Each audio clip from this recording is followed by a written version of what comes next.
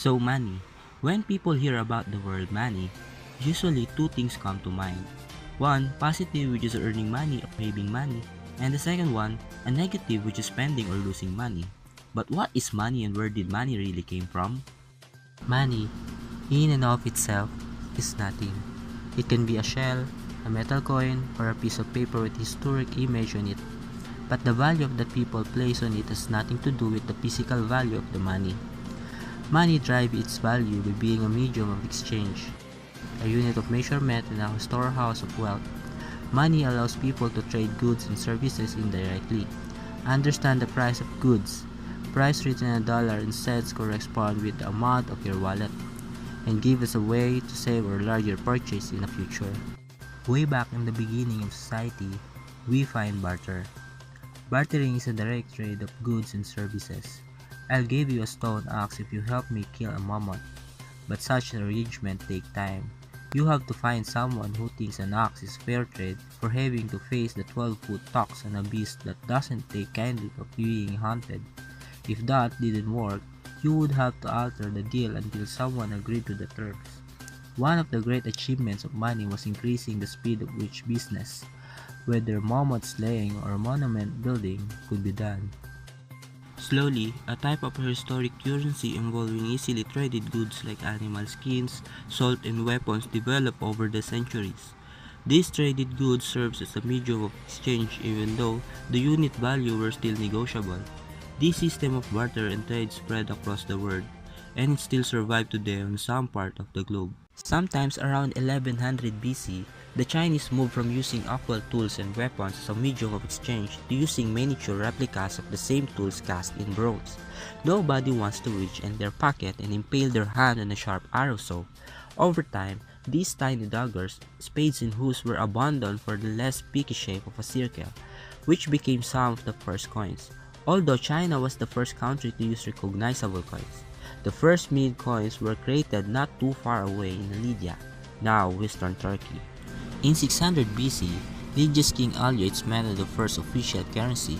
The coins were made from electrum, a mixture of silver and gold that occurs naturally, and stamped with pictures that act as denominations in the Strait of Sardis circa 600 BC.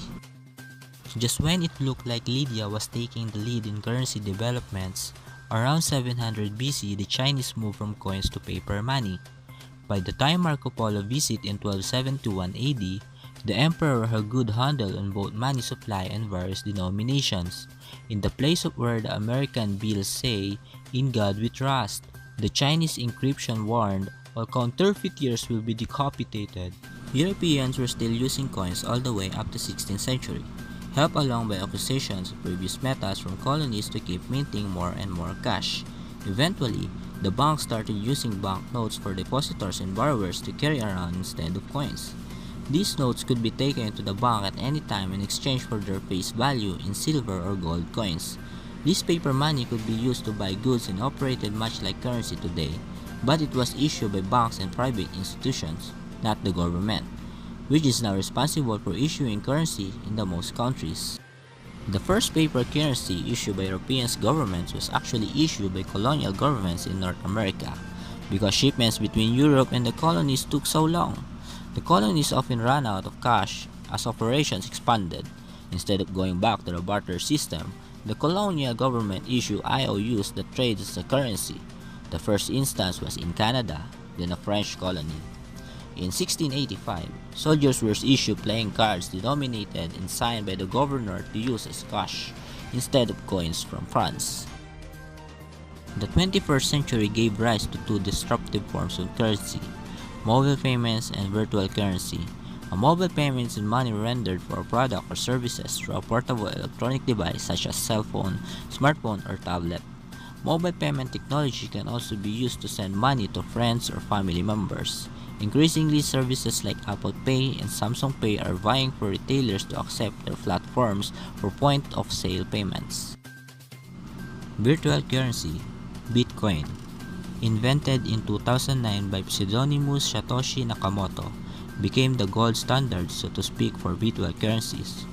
Virtual currencies have no physical coinage. The appeal of virtual currency is to offer the promise of lower transaction fees than traditional online payment mechanisms and is operated by decentralized authority, unlike government-issued currencies.